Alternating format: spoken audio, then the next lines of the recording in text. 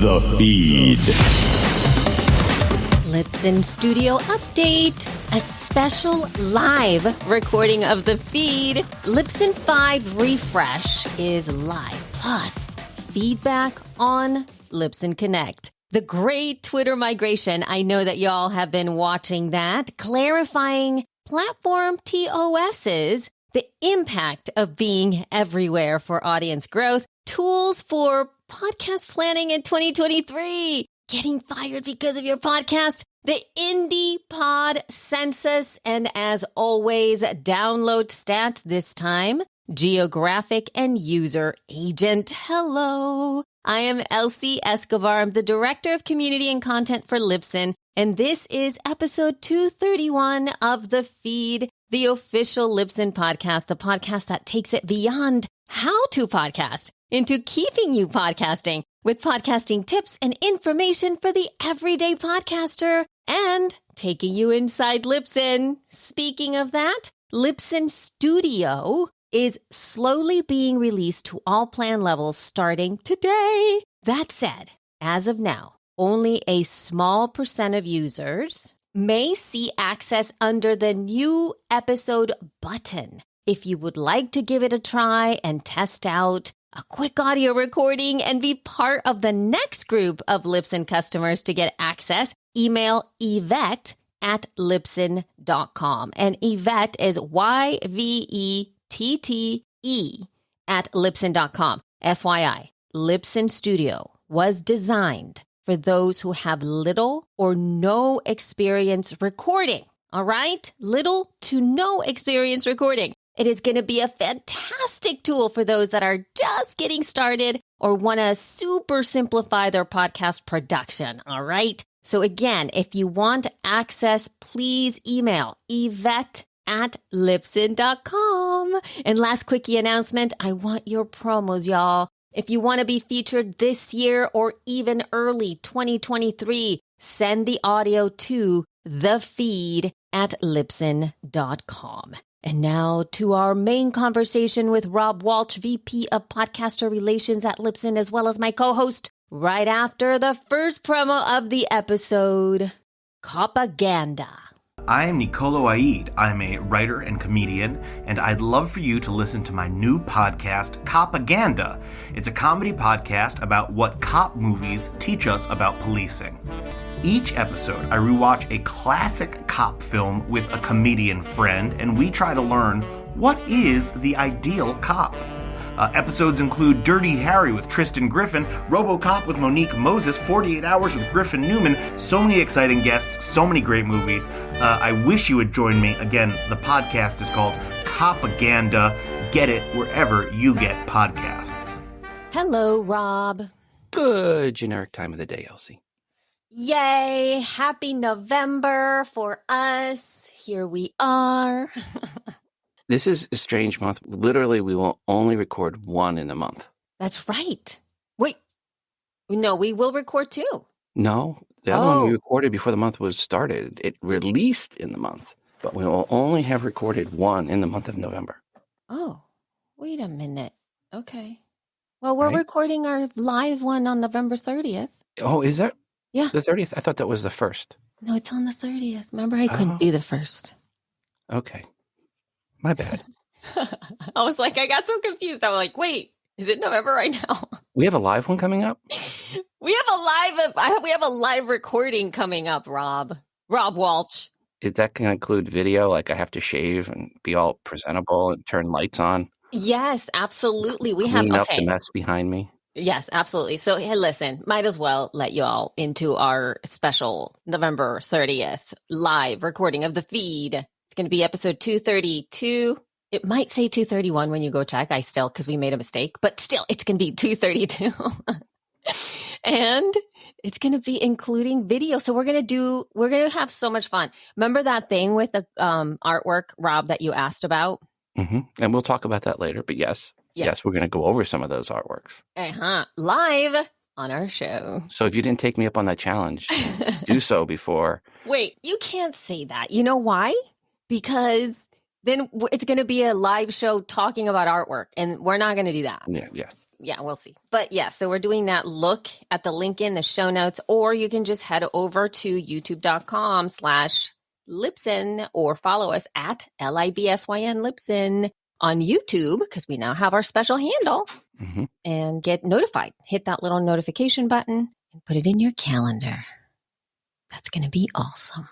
All right. So given that, Libsyn 5 had a little bit of a design refresh, and it is live now. So there's been an updated color scheme. So it's a little different. It says, when I read this, it said from green to blue. And I was like, blue to me, what does blue say to you? Blue is like blue, right? Like the sky.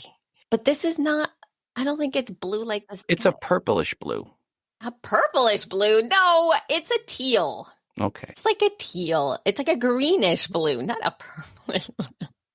I'm bad with colors. I know. It's like a teal, and we move the main navigation links to the top, and they are really clear, so that it's like, it says dashboard and statistics and all that stuff. And there are some updated charts and button styling here and there. But here's the scoop for y'all. If you are having trouble, of course, you can always email support@libsyn.com, right? So that's a thing. If you had trouble, email support@libsyn.com. Now, if you do have feedback about the actual update, whether it's about, I don't know, the colors, the layout, what it is, what it isn't, whether it's like, oh my God, this is amazing, or why did you do that? You now have a place where you can let your voice be heard. So put this in your little email in your phone right now, product@libsyn.com. And that goes to the product team. So if you have any thoughts, feedback, some ideas, some stuff that's not working, some stuff that's really great that you really love, they are there to get your thoughts. So product@libsyn.com. And if you're someone that's still on Libsyn 4 and haven't looked at it, the original Libsyn 5 design, and you went back to 4, you may want to check out the new Libsyn 5. Then you knew. The refreshed, Rob. The refreshed Libsyn 5. Libsyn 5. Okay. But speaking of product, though, you've got some Libsyn Connect testimonial. A testimonial. You have a testimonial. Okay. Yes. So this one was sent in. This person using Libsyn Connect, one of the beta testers. Quote, I am currently a college student in Pittsburgh, Pennsylvania. Woohoo! With a startup podcast that covers different tales and stories from sports across the globe. I recently used Libsyn Connect to conduct an interview for an upcoming episode. When editing the audio, it was so clear and concise, it sounded like my guest was in the room with me. For any interviews I conduct in the future, Libsyn Connect will definitely be what I use. Unquote. And that was from Gage, Tales of the Game podcast. So thank you, Gage, for that. And then from our product manager, Yvette, who is the product manager for Libsyn Connect, she said there's some new features that were recently completed or will be completed by the time episode 231 goes live. And they include the ability to customize duration of the calls to have it reflect on the invitation. So if you send out an invitation for an hour and 45-minute call, it will be there on people's calendar. Indefinite call lengths, which when I saw that indefinite call lengths, I said, wow, Elsie, we got lucky, I guess. I didn't know we had a defined limit on what the call lengths were, because we've gone long. Yes, we have. We've gone close to 2 hours on calls, so maybe the limit was 2 hours. We must have been coming real close a couple times. Updated calendar entries, human readable download file names. Yay! Because first thing I used to do when I downloaded the files was change the file names. This is especially true if you choose the option to have separate tracks for each person. Improved UI of mic list, a new color scheme, which I'm telling you, I'm looking at this color scheme. It looks bluish purple to me. Because Libsyn Connect is bluish purple, but Libsyn 5 is not bluish purple. It's teal. Oh, okay. Yeah, we're talking about two separate things. So this one does look like bluish purple. Yes, this is more blue. This would be like, oh, it's blue, right? So that is, you are not wrong about that. Okay. I was thinking the two matched up, and I was only in the new Libsyn 5 UI briefly yesterday. Ability to start calls in advance. So In the original one we were running with, if you had set the time for 7 or 8 a.m., the call wouldn't start till 8 a.m. So I was always sending out 7:55. So now I can send 8 a.m. invites instead of 7:55 invites. So thanks, Yvette, for those updates. And thanks to all the beta testers and listeners of this podcast that are providing feedback to get it ready for its official launch, which will be shortly. But again, if you do want to get in before the official launch, just email me, rob@libsyn.com, and I will introduce you to Yvette and get you set up as a beta tester. Yay. That's awesome. Okay, shall we talk about the topic? This is one where we have differing opinions, so we do. You can go first. Yeah, I can go. Well, we're actually talking now about the great Twitter migration that is going down as we speak. If there is such a thing. If there is such a thing as Twitter. No, listen, because by the time this goes out, I honestly don't know what's happening because it's like moment to moment, to be honest. So there is a lot of talk about people leaving Twitter, communities just going a little nutty.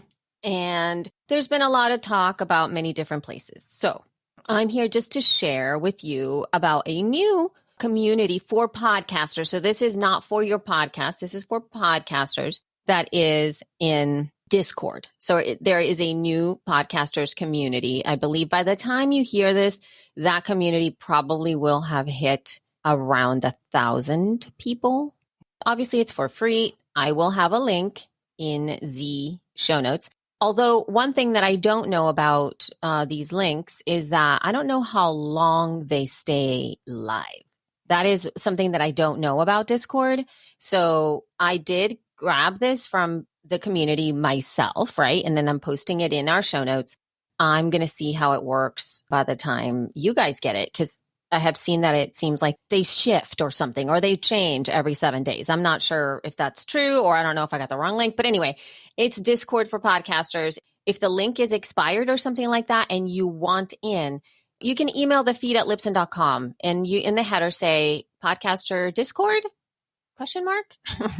And I'll share it with you. And it's not from us. This was started by Ariel Nissenblatt, who has been very active on Twitter, and she's been doing all kinds of community building on Twitter as a platform, and just kind of began this community. And it is currently being moderated and put together by a lot of different podcasters. So it's nice. It's nice. I've been checking it out on the daily, just feeling out the vibe in there. As of now, it is active. So people are talking, and it's really neat. It's got some really great regulations or rules around where to put stuff. And there's all kinds of like neat little bot things. So if you join and you want, like, if you're a Twitter, somebody who writes for podcasts, you go to one place. If you're a podcast beginner, you have access to other channels. If you're a podcast or industry person, you get access to other channels, and it's kind of nice. It's very nice to be able to go in there. So that's one place that I've been hanging out. But then I've also been hanging out on Mastodon. Yes. What do you think about that, Rob? Well, all right. So first, if you want to join Mastodon, there's a Gizmodo article on how to do it. It was a 2,500 word article on how to join Mastodon. Yes. 2,500 words. Yes. Insert dramatic pause. All right. Correct. Yes. Okay. So here were my comments in the Nashville Facebook podcast community page. Mastodon is not going to replace Twitter and is nowhere close to it. It is much too technical for your average person. It is something people mad at Elon want to say is an alternative, but is not an alternative to Twitter any more than Linux is an alternative to Windows. And then there was some other feedback and people saying, well, podcasting was all, and they're trying to compare it to podcasting. And then I replied back, look, I see a bunch of people, but a very small percentage overall on Twitter saying they are moving to Mastodon. They are quitting Twitter, except Twitter is where the audience is. And many, if not 99% of these people will be back to Twitter. Social media networks work different than podcasting. I remember what it was like when Twitter started. They were one of many microblogs, and I had accounts and all. But ultimately, Twitter won that segment of the social media. If someone wants to use Mastodon, great, use it. Just know the audience will be very small compared to Twitter. Same with other Twitter competitors. and that it is more technical and just confusing to many based on comments pretty much everywhere, including the 2,500 word article from Gizmodo. I don't see it as a viable replacement to Twitter. My tweet this morning was, Mastodon is to Twitter what Clubhouse is to podcasting, meaning, sure, it's a shiny thing and some people are going to use it and some people will find success there. But at the end of the day, the masses are going to be back at Twitter. And that's just my opinion. It's just too complicated, too confusing for regular users. Maybe things will clean up. They have all these different servers you got to log in with. You don't know which one you're signing on. Like your Mastodon is mastodon.coffee/@LC and mine is mastodon.online/@podcast101. Yes, of course I got an account there. I get accounts at everywhere. I just say, if you want to plant your flag there, sure, do it. I do recommend getting your branding on it because you never know. But I can't recommend spending time there. Getting your presence built up in another social media place. How much work is that going to take? What's that going to do to your workflow for your podcast? If you're spending all this time trying to build up your reputation on another social media place where you could be just spending time working on your podcast. And that's always where my Scrooge McDuck comes out on these new things is if it takes away from you working on your podcast, I don't see that as a good thing. Just like I didn't see Clubhouse as a good thing, or Second Life, or Meerkat, or Google Plus, or ... Insert shiny thing of the moment here for the last 18 years. Just focus on your podcast. If you're on Twitter, go and grab a Mastodon account, sure. But I wouldn't spend a lot of your time if it's going to take anything away from your podcast production work. Yeah. I think my disagreement with you is not necessarily about, I think we're talking about it from two separate points of view. Like I'm looking at what's happening right now on Twitter and other places, not for podcasters only, but as a fundamental shift in what social media is for us now, in how it is and the power that it holds, and that it's shifting, it's changing. Like it's never going to be the way that it was. That's just a fact. So in the way that we've been using Twitter and what it has done for us in the past, it's going to change. So you're not going to be able to use Twitter in the same way. And when I say that, I'm not saying that it's going to change in how you tweet and how you go about the interface or the platform, but it is really affecting algorithms and it's affecting the way that maybe your reach happens. And this is happening a lot more for larger accounts than smaller accounts, right? So I would say I believe I have like something like 7,000 followers, right? So I don't consider myself huge. I mean, I'm not like super tiny, but I don't feel too much affected by it because I don't feel my account ever was like, I've never gone viral. I don't really have lots and crazy amount of likes. Like I have a pretty decent engagement rate for the amount of followers that I have. But I have seen some of the larger accounts that already have been greatly impacted by the reach of their tweets. And it's all moving towards, the conversation of having to be Twitter Blue. And if you are paying $8 a month for Twitter, you are going to get some perks. There are going to be some algorithmic perks. There's going to be some way in which people are going to see your stuff. So if you are using it 100% for your podcast and your podcast is in some way fueling a business of any kind of yours, whether it is standalone, meaning you have a membership, maybe you have ads, maybe you have whatever, maybe this is something for your marketing reach for your business. I would think that having a Twitter Blue account is going to be a thing for you. You're going to probably have to pony up. You have been verified, right? No, I personally have not been verified. Oh. Libsyn has been verified. That's it. Okay. Yeah. So Libsyn is verified. I have never been verified. So I'm not losing anything and I'm not really planning on doing the Twitter Blue thing. But I think Libsyn will probably go about doing that again, because it's a bit, so it's a totally different conversation, right? We have to really figure out what happens. So I'm not even talking about it from the podcaster's perspective here. I'm talking about livelihood, the ability for people to see your stuff and whether or not that verification actually means something for you. And so in that respect, there are going to be some fundamental changes. So even if you are on Twitter and you're like, well, you used to do one thing, it may not work in the same way that it used to work for you. So you might have to find an alternative way to promote your show or to get more reach. You might have to spend money on the platform. You might have to do things like that. So I'm looking at it from that perspective, that it fundamentally it's going to change. And if you have a strong community on Twitter, this is probably a really good time for you to think about an alternative. I'm not talking about a mass exodus. I'm thinking about is there another place that you can connect with your folks? If you already have an email newsletter for your podcast, good for you. You're ahead of the game. So you get an opportunity to do that. That's the first place that I would go, would be getting an email newsletter, even if it's free and you just start it up, and think about what type of content would be beneficial to your people, even if it's hey, latest episode is out. Here's the thing, right? At least that we can do that. There's no way to do that on Mastodon, as far as I know. You can start your own server, but that's a whole thing that you probably don't want to do. Not at this moment. But Discord is another choice. There's lots of Facebook groups that are still going strong. There's lots of different things that you can consider doing.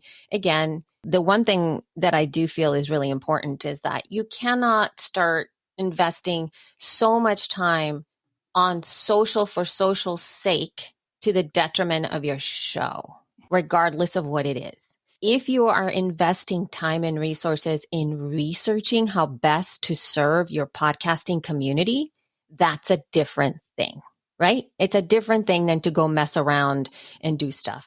If you are strategically looking for alternatives to build your community and to facilitate conversations between your audience, that's a different conversation. Feel free to do that. Feel free to test things out. And that's not time wasted. But if you are just going where's everybody going? What are we going to do? Because you're going to have to learn no matter what. I personally have been enjoying Mastodon. I'm going to share an article that was really helpful, an article/podcast episode, actually, from the Lawfare podcast. And the title of the episode is called Decentralized Social Media and the Great Twitter Exodus. Very aptly named. It's a really, really intelligent conversation. It really breaks down what Mastodon is, why it's good, why it's not good, moderation in those channels, community building in those channels, as well as what this, issues that might be arising in terms of social media as a whole. It's really worth your listen if you're curious about Mastodon and anything else that you might want to do. Here's what Twitter really needs to do when I think about this, though. They just need to add, rather than a blue check mark, they just need to add a traffic light representing you're a human. You're not a bot. Oh, a traffic light. Because whenever you have to do those things, it's always you're picking the traffic lights. Yes. Oh, I see. Yes. Well, I just had to pick bunnies for Discord, or was it Mastodon? I can't remember. Anyway, go ahead. But Mastodon was a truck for me. I think it was. But they had 3 different things and picked a truck. But the point is, if Twitter wants to do something, the best thing they could do is verify people are human, right? Right. And then you have the non-verified or bots and humans or at one level, and then you can have the whatever elite pay Twitter extra money for the other stuff. But we'll see where it goes. Sorry, didn't mean to interrupt you. No. I think a traffic light for non-humans, that would be great. But the thing is, the server, I have been spending time at Mastodon. Mind you, here's the other thing though. This is my job, right? Mm-hmm. There's an element of me going into these places, engaging in these places, testing out platforms, figuring out what things are. That's part of my job description, essentially. It's what I do. And so I've been able to go spend some time in these places. And I have found that, I started using Mastodon in April 2021, I think, was the first account that I opened up. And I did not like it at all. At all. I felt like I was in a new world with people who I would never in a million years go hang out with at all. Zero. And so I felt like a fish out of water. I didn't really want to talk. I didn't know how it all worked. It was really confusing, all that. So I would go in there and kind of read stuff and leave with, I didn't learn anything. And people were speaking a language that I didn't understand. Mind you, though, I didn't understand about the whole different servers part. I was in one server that I didn't get. And so I did sign up for this coffee server that, that people just like, I just popped up. I'm like, I'll do that one. It sounds cool. So it's the Mastodon.coffee, and it's really chill. It's like people just literally talking about coffee stuff. It's very not political. It's none of that kind of stuff, but you do get access to everything else, which is I'm not going to talk about Mastodon right now. But anyway, I've been enjoying myself. I've actually had a great time over there lately. I go in it at night. I really quickly check out what everybody's talking about, the people that I'm following and all that stuff. And I think at the time of this, I've had like 80 something followers, which is kind of nice. It's neat. Again, I just think it comes down to, you said server, and that went right over the head of the everyday users. Absolutely. And that's what's going to restrict Mastodon, still too technical at this point. Yeah, I absolutely agree. There's a lot of that happening for sure. But then, here's my question to you, Rob. I mean, do you remember Twitter back in the day? I remember Twitter when you needed a cell phone to sign up. Yeah. Initially, you had to have a cell phone to register with Twitter in the very beginning. I remember that, in the 140 characters, and then I remember going to 280, but that was way after that. I was a top 25 most followed person on Twitter with 400 followers, right? So that tells gives you an idea. But I never stayed up with it, obviously. I'm lucky if I'm in the top 25% now. I concentrated on my content. Twitter was nice. It was a way for me when I started just to say, hey, I'm going to be interviewing such and such. Do you have any questions for the person? That was what I used Twitter for in the early days. It was like Twitter in the early days was kind of what the podcasting community, Twitter community in there is right now, which is like just all the podcasters talking to each other. It literally was that. All the podcasters talking to each other. All of Twitter was that. Mm-hmm.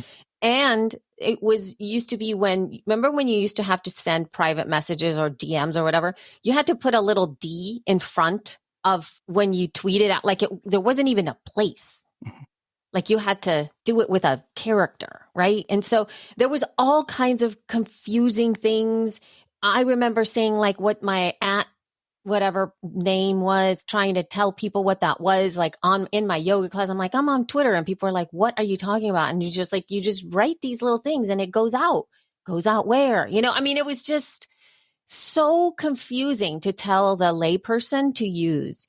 And it took, I think, like 5 to 7 years for people to start to use Twitter in the way that it's used now.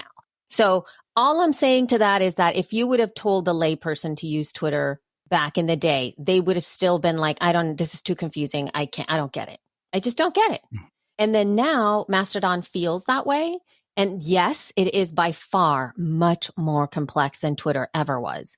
But every time we start using, I mean, come on, Rob, podcasting, same thing.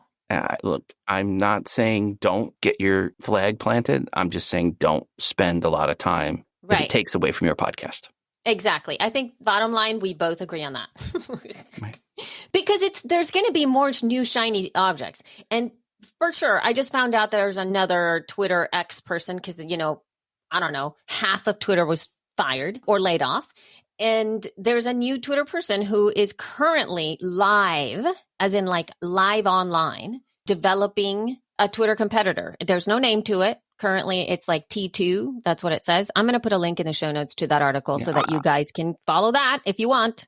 I would put more money on something new that we haven't heard of supplanting Twitter than Mastodon at this point, unless Mastodon completely changes. Yeah. So this article, it is from a Twitter veteran. It is from TechCrunch, and he is tweeting about it, of course, because why not? But he also has what's really interesting is that he has a Google Doc where he is outlining the business plan and how he is putting that out, how he visions it from like all the different quarters, product development, like all of that online. And then there's a little landing page where you can submit to join this alternative that has no name at this moment.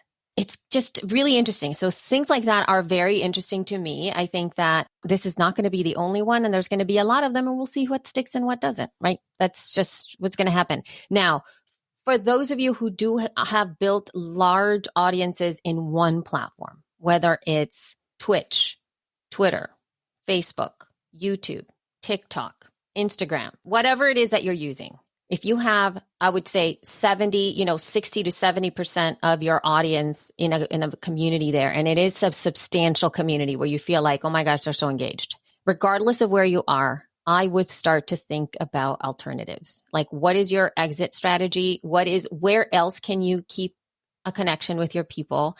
And always know that you're going to lose, I would say, about 50% of them. They're not going to go wherever it is that you want them to go. And the only reason people are going to move to your new place, wherever it is that you're telling them to go, is if it hits critical mass and it hits a point where things are literally on fire, which is what's happening with Twitter right now. It finally got to a place where people were like, this is nuts. Give me anything. And so they all flocked. And the reason that Mastodon at this point is working for some people is because it did actually hit critical mass for their audiences. And therefore, there is a substantial amount of people that they are connecting with that they already know in that new place. And that makes it so much better for people to stick around when you find people who are there that are your people. Right? If nobody's there, that was my experience when I went into Instagram for the first time with the Libsyn account. I opened up the Libsyn account. I started posting on Instagram. Zero of anything, Rob. It was like painful. I was talking. I mean, we could even go all the way back on the feed. And I was like, we have an Instagram account. I'm putting Instagram. Who's going on Instagram? The majority of people would be like, Instagram? What's Instagram? Right? It was so weird. It's really uncomfortable to be in a new place by yourself for a long time.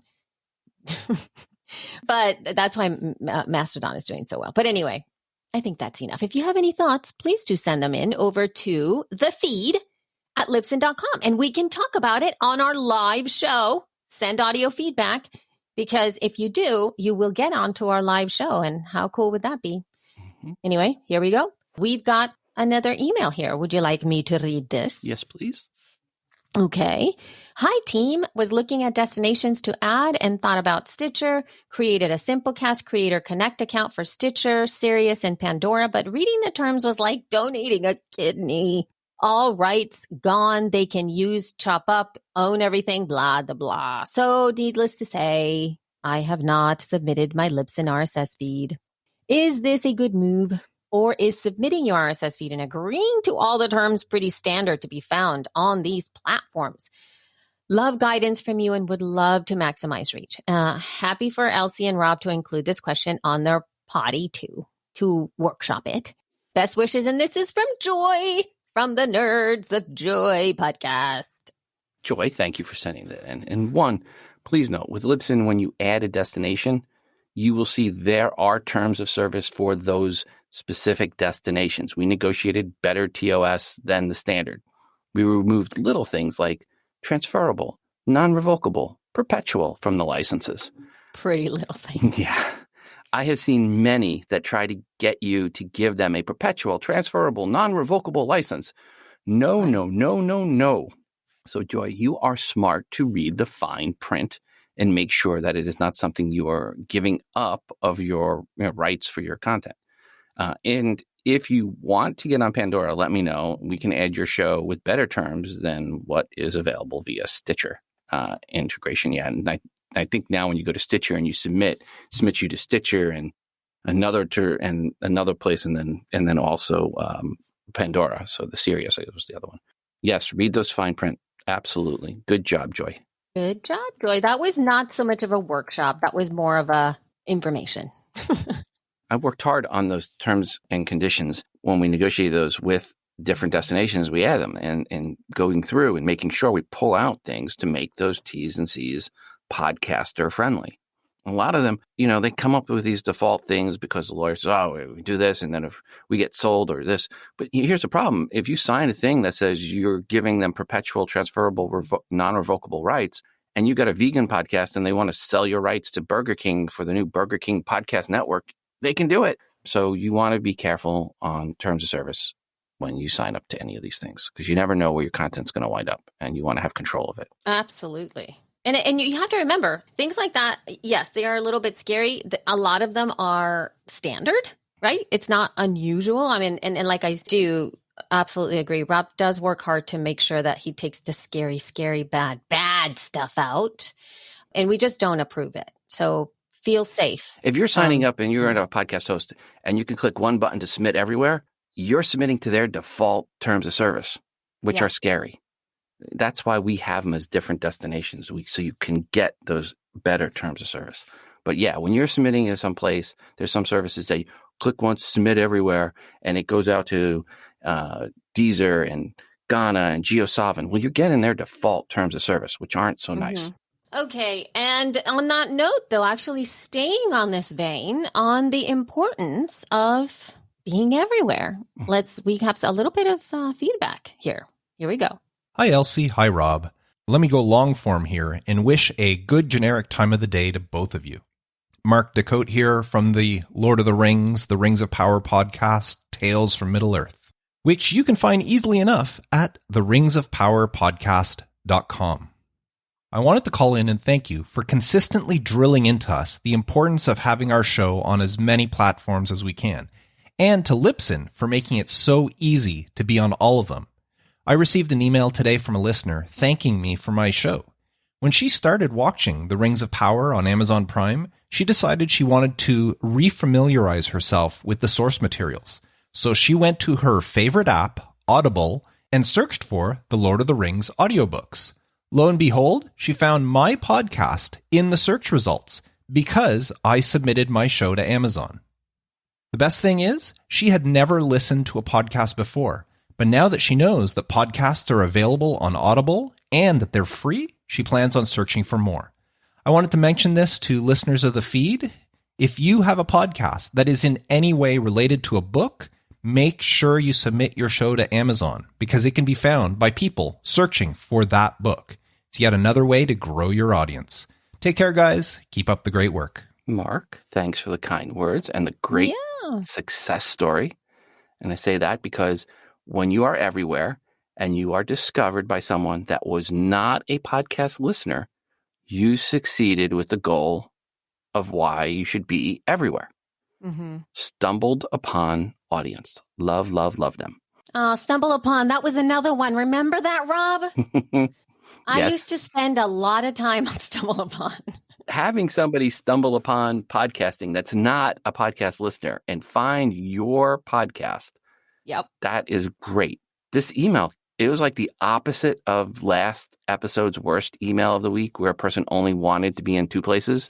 Yes. So I kind of guess, Mark, that makes yours the best email of the week if the other one was the worst email of the week last week. This would be correct. And also, I mean, he really called out a very specific tactical approach to this, which was, it is a complete no-brainer. If you have a podcast that is based on any kind of book or author for that matter, I would even say, like, if you cover a specific author, it's a no-brainer for you to market more to Audible. Which you do that by submitting into Amazon. It gets you into Audible. Yes. Right. Yes. If you submit your show into Amazon Music, which is owned, they're the same company for Audible, it will be an Audible. And I would even venture to say, and I know that, we love Apple, by the way, Apple Podcast is for sure the winner of all the things. But in some cases, a very strategic marketing approach, or you on social, going back to social, talking about you being available in Audible to your audience, if the books are the thing, is one of the best places to do that. Because if you do have readers already, think about, like, I read with my ears all the time. I read every night, and I don't use Audible as much as I do Libby, which is my favorite app.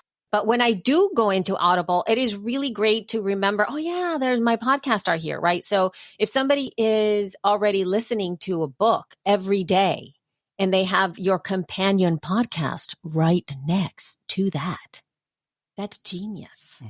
All right. So we have a lot of tools for podcast planning for 2023, because as you know, we are literally about 6 or 5 weeks left of the year when this goes live. Is that right, Rob? I think. Yeah, I think you tweeted the other day something like it's only 7 weeks left, or 7.5 weeks for the end of the year. So yes, so we're 7 weeks now. Yeah. So given that, this is a fantastic time when you're listening to the show. This is when podcast planning is really great because it has not yet hit December. Once you hit December, it's a little harder because we got all kinds of other things happening family wise and all the things we all know and love and maybe not love. And so we're putting out a series of blog posts. I've already worked on 2. Leslie has been helping me put some of these out for us. The current ones that are already published is podcast planning, what's left to do in 2023, which is a little like inventory taking kind of a thing of what you have coming up so that you can figure out what it is exactly that you need to do so that you have the best experiencing finishing the year. The second one is look back to move forward in 2023. And what that means is that is an actual inventory of what already happened this year for your podcast. What worked, what didn't work, like you sit down with yourself and you do all of that stuff. And then we are going to be doing a series of another 3 blog posts that are going to be published in the next following weeks. The only week that there won't be a blog post going live is on Thanksgiving week. But after that, there will be 2 more of this series. And that's going to be all about planning your podcast. So if you don't know about our blog, just check it out over at libsyn.com/blog. And if you have an RSS feed reader, subscribe to our blog in your RSS feed reader and mark it with a little star so that you can see us whenever these come out and you're able to read them there because it's very nice. So this is going to be a wonderful tool for you to work with and plan your podcast for next year. Links in the show notes. Links in the show notes. All right. And now what do we have, Rob? Okay. So we mentioned earlier, the challenge of people sending in their artwork for their show and having me guess what it's about. We'll go over that more on episode 232. But I was able to get almost all of them correct, which means job well done to those that created the artwork. You want me to get it right? You want this to be a game show on Idiocracy where people can get it right. If you haven't seen Idiocracy, please go see that. But I did have one person that blocked out the text on the artwork. And I said to them, blocking out the text makes it not a fair test as people in Apple Podcasts and other apps will see the text. And if the text and title gives away what the podcast is about, then kudos. Again, job well done. If you want to shrink the artwork down to 55 by 55 pixels and leave in the text, I can take a look and guess. But again, having text that gives it away is a good thing, as long as it's a little bit of text. Hint, you do not want to be fooling me with this challenge. You want me to figure it out quickly and easily, like playing Connect the Dots with 2 dots or playing Where's Waldo at a Browns game. That type easy. Sorry, Jim. Folks, you want people to figure out what your show is about almost instantly when they look at your artwork. And that includes with a very limited amount of text in that artwork. So again, look at your artwork, 57 by 57 or 55 by 55 pixels. And that's kind of how people get to see it in Apple Podcasts. Nice. Okay. And we have another email here. Hi, Rob and Elsie. Thank you for the excellent podcast.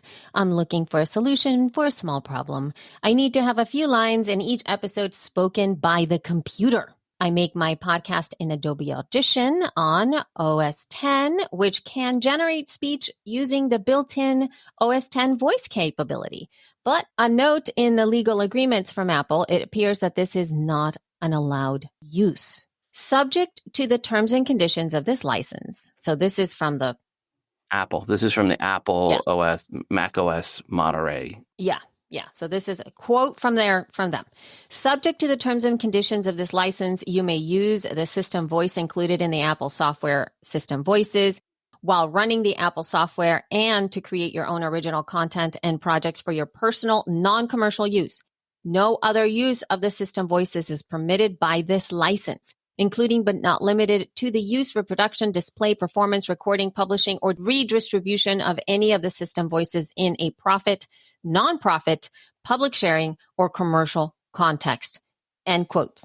And the person continues, do you have a recommendation for a solution? I see some generators online, but I'd hate to use them because the usage rights isn't clear, and I don't want to rely on an external website to generate a signature part of my show. That website may be gone in 2 months. Who knows? Any suggestion would be helpful. Regards, name redacted. Hi, NR. And thanks for the email and for pointing out that we should not, per Apple's T's and C's, be using the system voice for podcasts. Maybe the title of this episode is The Fine Print Isn't So Fine. But there is a service called Typecast at typecast.ai. They did say this on their site. When uploading content to an online channel, i.e. or e.g. YouTube, with a free plan, your content must provide attribution to Typecast. Paid plan users can use without attribution. Paid plans start at $8.99 a month. So typecast.ai, and I'll have a link in the show notes to that. Of course, there's Descript and Speechify and others. You may want to look at the terms of service for both of those. And folks out there, if you have a favorite voice generation service, please let me know. Key is what I would say people really want to look for here is a simple UI for entering text and then a way to easily download the audio file, and you can easily then edit that into your episodes. Typecast.ai does check both of those boxes with their paid plan. After you type the text in, there's a button that says download. You just click download, it drops the file, and you just edit it right in. So you're not trying to record from the microphone from your computer with your mic over the thing. You're getting an actual nice recording that you can put in that's clean. And you can, with their pro plan, you can even adjust pitches, and there's a bunch of other stuff you can do. So I know some people that have used Typecast.ai for a while, and I don't have a paid plan, but again, for $8.99, if this is something you're looking for and you don't want to have to worry about the rights, they at least state right there. For paid plan users, you can use without attribution.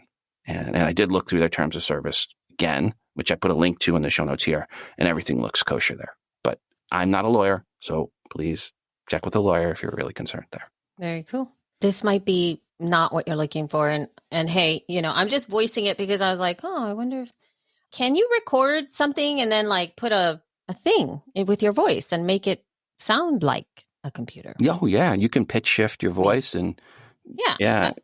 I was just thinking of that. I don't know if that counts for something like that, because I do know in, things like GarageBand and all kinds of things, you could just record it and then make yourself sound like a computer. Maybe that's not something you want. Maybe you really just want to, obviously, maybe it's a workflow thing, and having that computer speak is really a very important part, and there's not the optimal sound, but I was just thinking about that. In GarageBand, it's really easy because you just set a second track right below the first track.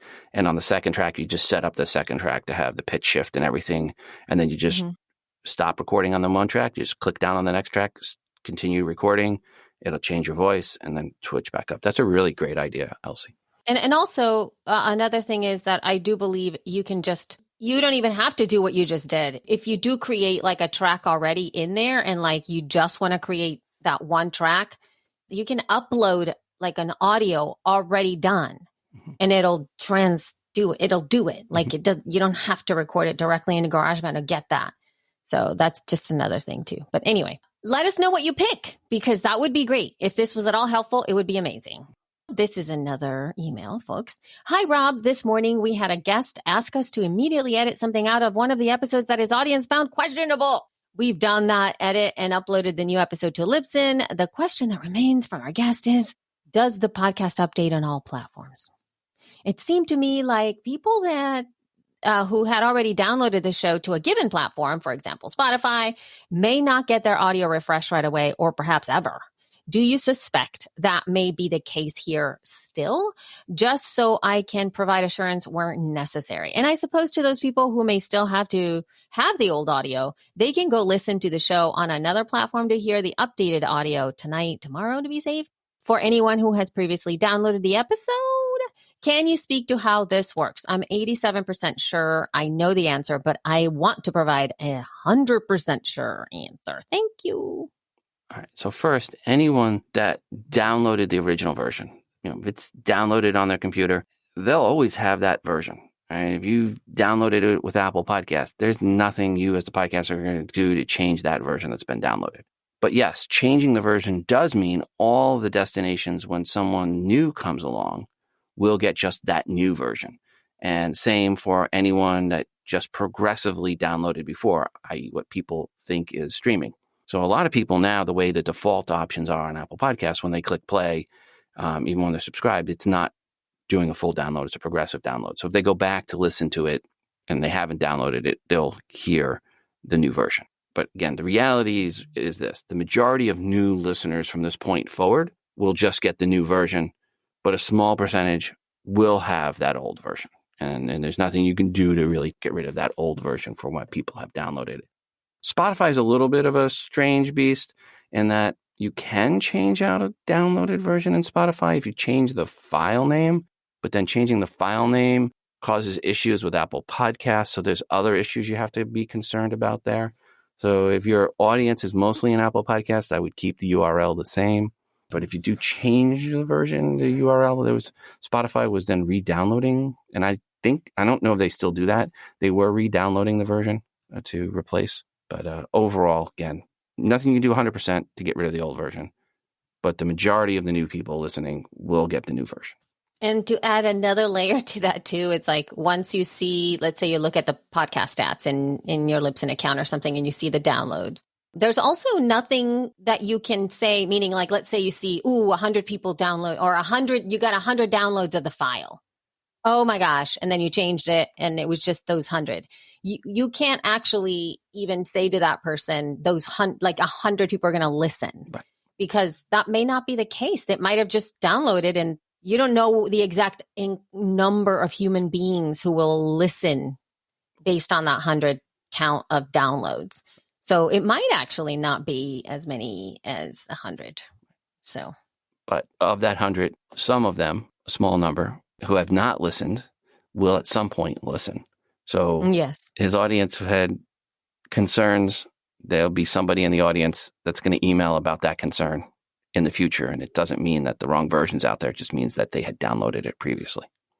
Yeah, that's a good call out, because then you need to make sure that you tell them to say like, yes, we are aware and the file was changed on, within hours, you must have gotten one of the earlier whatevers, that kind of stuff. So do you ever have a guest ask you to take down or change an episode after it went up? I don't have a podcast You didn't? like that.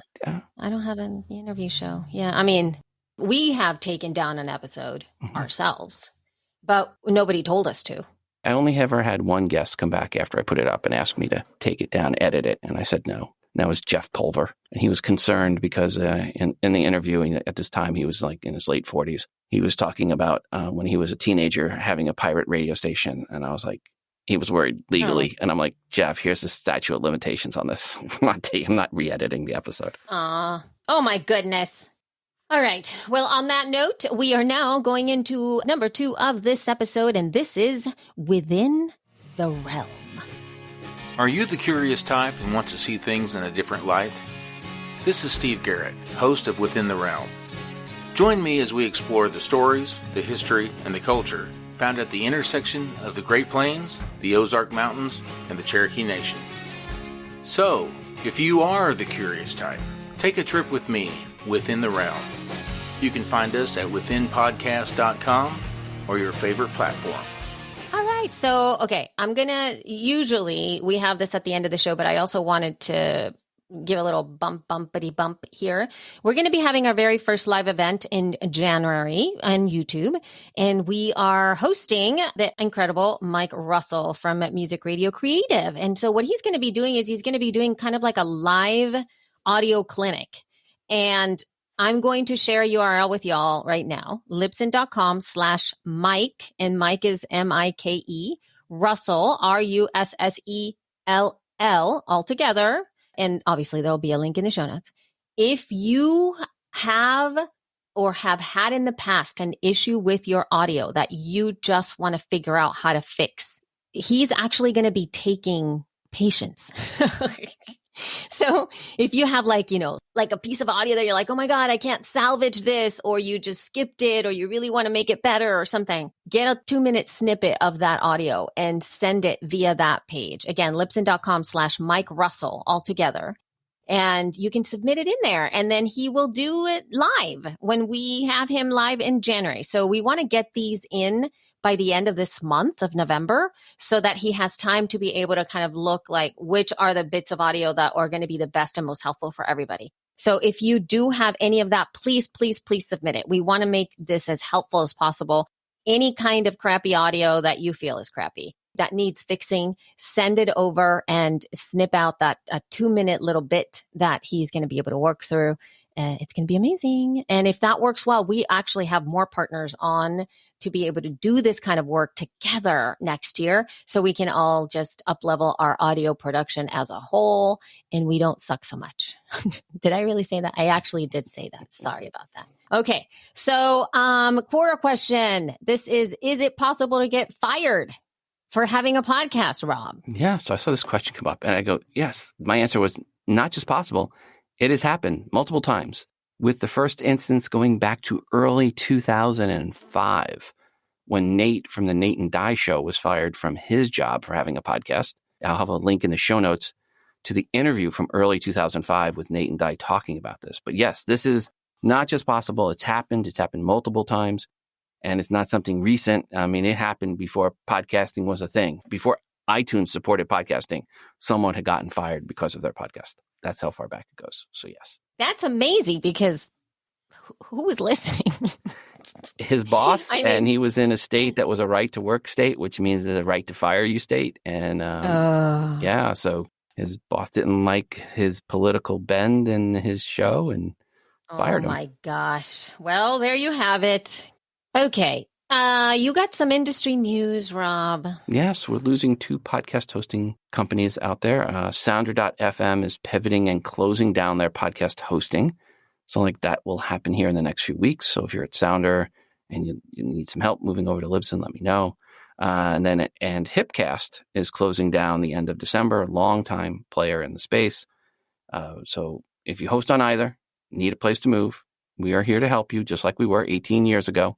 So just email me, rob@libsyn.com or support@libsynsupport.com, and we will help you get your show moved over to Libsyn where you can not have to worry about moving it again. All right. Then we have just a little bit of news. Deadline for the 2023 AMBI submissions is November 18th.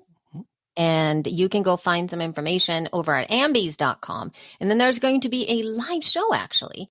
The 3rd annual AMBIs will be held at the Barry Manilow Theater in Las Vegas on March 7th, 2023. And this is going to be live, as in like in real life, in actual stage. And I believe it's going to be live streamed. More details to come on that. I have a link in the show notes if you would like to submit your show to be considered to receive an AMBI. So we're just putting that there. All right. And here's another email. Hi, Rob. I have a few questions on stats. With YouTube, are people more listening to audio versions or are they watching a video version? Well, obviously, they do both. But the main reason to submit to YouTube, so I think this is where the person was going, is for the discoverability in search. But YouTube Red is focused on just the audio part. And YouTube now has a YouTube podcast page, and they are getting more into podcasting. That said, clearly there are video podcast people are watching. It is just that many of those video only on YouTube podcasts, quote unquote, they get a handful of watches, if that. Yeah, it's got to be a whole thing, y'all. It's got to be a whole thing. You, in the same way that we were talking about before in terms of Twitter and marketing and getting your show out there, this is an actual, again, we've worked really hard to get folks to subscribe to our YouTube channel, by the way, youtube.com/Libsyn. I mean, it's a whole team trying to get people to go over there and look at the videos and obviously putting great content out. So it's slowly growing and we're really proud of that. But again, it depends, right? I actually do. Yesterday, I was just going to tell you know what? Yesterday, Rob, it was the very first time that I watched a podcast episode that I had already listened to. How about that? That was a first for me. I stood back and I was like, I am actually consuming this content again, watching it now after I listened to the audio, I was just like, wow, I must really like this. What was in the video content that you felt was of value to dedicate that time again to it? Well, it was because I'm obsessed with pens and stationery. It's a podcast called The Stationery Cafe, and they talk about, with a little more conversation about stationery from the Japanese side of things. And so there was a part in the end that they were talking about these stamps, and I knew that they were looking at the stamps, and I was like, oh, I got to go see what these stamps are. And I saw that the episode was on YouTube. Like I didn't go seeking it. Like I didn't go like, I got to go watch it. I just happened to have opened YouTube and I said, oh, look, the episode is up that I just listened to. Oh yeah, those stamps. And I just watched the whole thing. I just had it in the background. And when that part came, I looked and I was like, oh, so that's what made it. Okay. That's what did it for me, that they showed something that I wanted to see. Right. So there was something of clear value. Yes, absolutely. Hence, why you do video is something of value. Just you sitting there talking and putting a camera in front and turning a light on and there's no value. There's no value. Yeah, for sure. All right. This is another question. Does the industry include video views as podcast downloads for shows, or is it still seen as separate? Definitely seen as separate, as in podcast downloads are different compared to a file stuck on YouTube, where the producer does not really control it. So I'm going to go in a little bit here on why it's different here, and then we'll get back to answering the question at hand. But in podcasting, when someone listens via Apple Podcasts, Spotify, iHeartRadio, or any other podcast app, the file is being delivered from where the producer is hosting the file. They control that relationship with the listener. That is a paradigm shift versus with YouTube, where you upload to YouTube and then all bets are off. Google YouTube still owns that relationship with the audience. There's not much you can do to modify the file for that specific audience member. In podcasting, you as the producer have that direct relationship with the audience. For example, you can use, say, Libsyn's ad stitching tools to promote an upcoming book tour to your audience, where each city, each metro area gets their own customized message detailing when and where you will be signing books. So people in Nashville will hear one message, someone in Atlanta will hear a different message, someone in Dayton, Ohio will hear another message. Or maybe you have a local meetup where you're going to be going to different meetups around the country, or something else city specific. You don't get that option with YouTube because you don't have that relationship with the audience. I know this was a stats question, and I'm sorry about the tangent there, but back to the stats, it is seen as separate in the industry because 3 seconds that counts as a view, and a minute counts as a download. So there's that part of it. So that throws the numbers off, and there's no verification. You have to rely on what YouTube says is the numbers, whereas we can have IAB and verification, and there's some tracking and other things that go on in the podcasting world that is different than what happens over at YouTube. So that's why it's different. But again, fundamentally, it really is different what you can do and how you can interact with your audience. And that interaction can rely on different ads and different copy and different things that you do out there with your audience. And then the last part of this question is, I have people saying I have this many download totals, and come to find out they're using what they do with video too. Some people will say, they have a higher number and they include that. And here's what I would say. Advertisers will be upset if that happens if you don't let them know. Others want you to just break out what it is from YouTube, i.e. if you say you have 100K listens, views, whatever you want, however you phrase it, downloads is the correct term in podcasting per episode, and 50K is from YouTube, you must disclose that. You can't just say I have 100K downloads and then later on go, oh yeah, well 50K of them are views from YouTube. No. If it's 2K from YouTube, that's not such a big deal. If you had 98K podcast, then 2K from YouTube to get you 100. But still a good idea to say up front what it is, what the breakout is. What people now say is the show is simulcast on YouTube. And then you say, yeah, the show, here's my podcast, which is also simulcast on YouTube. And then you say, of the 100K audience reach for each episode, X number of K are from YouTube and the rest are podcast downloads. Yeah. Now, some agencies count YouTube plays, views 1-to-1 versus podcast downloads. Others cut YouTube in half or more. So it just depends on who the ad buyers are and how they look at it. But absolutely, they are looked at different. Don't say, here's my reach, and not, if it's a significant part in YouTube, not break it out that there's significant parts on YouTube. This is a really quick drop of information, folks. The podcast host is doing a little indie pod census for 2022. There's going to be a link in the show notes so that you can click through it. It takes about 10 minutes. It is very, very good. It's a very good survey. They are going to be doing really great stuff after they get that information. And I do feel that this is one of the strongest ways for us to survey indie podcasters, right? He really talks the language of who we are. So if you want to do that, go ahead and head over there. We are now moving into our last email that we have. Hi, Elsie and Rob. On my Libsyn statistics page, I'm able to see my daily downloads and daily distinct listeners. Is there a place where I can see my distinct listeners for a week or month? I feel like this would give me a better idea of how many listeners I truly have in a way that download numbers aren't really able to capture. Thanks so much. This is from Dave from Walking is Fitness. Okay. So Dave, what you really want to look at here is your 7, 30, and 90-day stats in Libsyn 5. That tells you much more about your audience size. How many downloads is an episode getting at 7 days versus one release that's 6 months ago for 7 days? Is that audience growing? Looking at that gives you the best number. I mean, I know you say you think that looking at the listeners truly capture that away. Download numbers aren't, but what good is having listeners if they're not downloading? What you really want to know is how many downloads am I going to get on the next episode, right? The unique per day is nice to see how many downloads you have for each listener is getting. But once you stretch that out over more days, again, what it is that you really want to know is, and I think the answer is, how many people will be listening to my next episode? Isn't that the core of any of this? And the best way to tell that is to look at how many listened to your most recent episodes, again, for 7 and 30 days specifically. And that is available in the stats in Libsyn 5 UI. And it's also good to, people want to compare to others. I always say it's best to compare to yourself.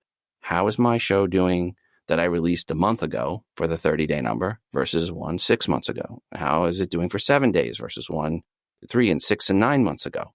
How are you doing? Is your show growing? Is it staying the same? Is it declining? And that 7, 30, 90-day stats that we have in Libsyn 5, Dave, that's going to give you the best answer to your question of how big is your audience. All right. And now this is our promo number 3. This is That's All Funny. Hi, my name's Lorenzo Ariola, and I started a podcast called That's All Funny, where I'll talk about my life and all the stupid crap that I've ever done, some of my dumb opinions, and any other reasons why you can hate me, or I can hate me, or the world can hate me, or I could hate the world. But check it out wherever you find all your podcasts. Just search That's All Funny. Thank you. All right. Thank you. You know what's not funny? Stats. Geographic and user agents, to be specific. And first up, country breakdown for October per downloads geographically from all sources. And the United States at 64.6%, Canada at 5.3%, UK 4.9%, Australia 3.6%, Germany 2.7%, Sweden 1.6%. That was all the countries we got over 1%. Rounding out the top 20 in order are Japan, Spain, Mexico, Brazil, France, Netherlands, India, Denmark, Russia, New Zealand, Ireland, Switzerland, Norway, and South Africa. We had one new country in the list versus September, and that was with South Africa cracking the top 20 in October. And between September and October, those with changes greater than 0.2% was the United States, moving up to 64.6%. From 64.1% the previous month. Of course, check your stats to see how you measure up to these numbers for October. And now into the user agent part of stats. And for October, across all shows globally hosting on Libsyn and Libsyn Pro for IAB stats, mobile downloads were at 93.8% of all downloads going direct to mobile devices. Computer downloads were at 5.95%, and home voice attendants plus set-top boxes were at 0.24% in October. The iOS to Android ratio in October was 6.2 to 1. The mobile aggregator apps not from Spotify or from Apple in October were 10.03% of all downloads. So it's all the other aggregator apps combined. And the big dog in aggregator apps is still Apple, with Apple Podcasts app, iTunes, and the whole Apple ecosystem coming in at 70.7% of all downloads for October. Number 2 for October was Spotify at 13.13%. Number 3 was Google Podcasts at 2.17%. Number 4 was Overcast at 1.75%. Now is everyone over 1%? The others under 1% in order were Pocket Cast, CastBox, Podcast Addict, Stitcher, iHeartRadio, Podbean, Amazon Music, the podcast app, Player FM, Podcast Republic, Downcast, AntennaPod, Samsung Podcast, TuneIn Radio, Deezer, Eva, Pandora, Podimo, Castro, Mixerbox, iCatcher, Podkicker, your application name, RSS Radio, Podcast Guru, and Rezo. And then many more that come in at less than 0.02% and don't really warrant mentioning yet. Again, those were based on IAB numbers. So there you go. That was across the Apple ecosystem. Now, one more thing on stats, and this is more about advertising part of it. Our advertising team updated their monthly podcast advertising rates. These rates are, which are denoted as cost per thousand or CPM, and that thousand is milli, that M for milli. The data is derived from actual sales data from across 3,000-ish podcasts in the Advertised Cast marketplace. For October 2022, the average CPM rate for a 60-second spot was at 24.13, so $24.13, down a smidge from September's $24.15. Note, this is the average CPM rate for a single 60-second ad drop, host read in an episode. If an episode has, for example, 3 ad drops, it would be 3 times $24.13. The highest CPM category for October, or the highest categories for October, were Kids and Family at $28 CPM, Technology at $27, and True Crime also at $27. Average means average. Some shows had higher CPM rates, some had lower. Thanks, Dave and team, for keeping the space educated on where the average ad rates are for podcasting on a per ad read basis. And of course, if you are interested in advertising on a podcast, maybe to promote your show to a similar audience or maybe your product, please email me directly, rob@libsyn.com, and I can get you to the right people, and AdvertiseCast can help you grow your show or sell your product via podcast advertising. Again, email me direct, rob@libsyn.com, if you're looking to advertise on other podcasts. All right. Right on. All right. And then where have we been? Well, I was on YouTube Live co-hosting with Kate Erickson from Entrepreneurs on Fire for Breakthroughs in Podcasting Success. Please go ahead and check that out. It was an amazing, amazing event. I was also on Twitter Spaces. So that is about it. Where are we going? I can tell you where I wasn't. Hear that? That's my wedding ring. So I was not in Miami the day before my 25th anniversary. No, you were not. Dave Jackson was, and he was down there speaking to a conference on medical conference about podcasting, and heard that went really well, and people were very receptive to hear about podcasting there. So that's where I was not. Yes, good for you. Now, where are we going? We're actually going to we're having some, I think, 2 more live events in November. You just heard about them actually already on the show. We're going to do the live event for the feed in November. So that's going to be awesome. I do believe there's another one coming in December. Not quite sure exactly what that one is going to be. And in January, we have the Mike Russell webinar or live event as well. We're doing Twitter Spaces. So yes, we are sticking with Twitter for the moment. Please follow us at twitter.com/Libsyn to participate in our Twitter Spaces that we're doing there, and follow us on YouTube. That's it. How about you? Well, physically, we're going to be going to a few shows, and the first half of 2023 is looking like this right now. Podfest Expo in Orlando, January 26th to 29th. Hope to see you there. Podcast Movement Evolutions, March 7th to 10th in Las Vegas. NAB Show, April 15th to 19th, also in Las Vegas. And then She Podcast Live, starting June 19th in Washington, D.C. So that's the first half of 2023. We'll probably have a few other places that we go to, and we'll mention those as we get closer. But check your calendars, block off those dates now. And if you're looking for a job in podcasting, make sure to go to podcastingjobs.com. That's a common thing we like to mention at the end. And don't forget to send in your feedback for anything we did or did not mention in this episode. You can record that feedback and email to us, thefeed@libsyn.com, or you can call us 412-573-1934. Or finally, you can use SpeakPipe at speakpipe.com/thefeed. Ooh, all right. Well, we will see you live on November 30th, everybody. We look forward to to having you there. Well, all right. Well, you'll see us. I don't think we'll see them. Well, they could be chatting. That's the whole point. And we'll give you guys shout outs. But anyway, thank you so much, everybody. Talk with you soon. Ciao. Bye.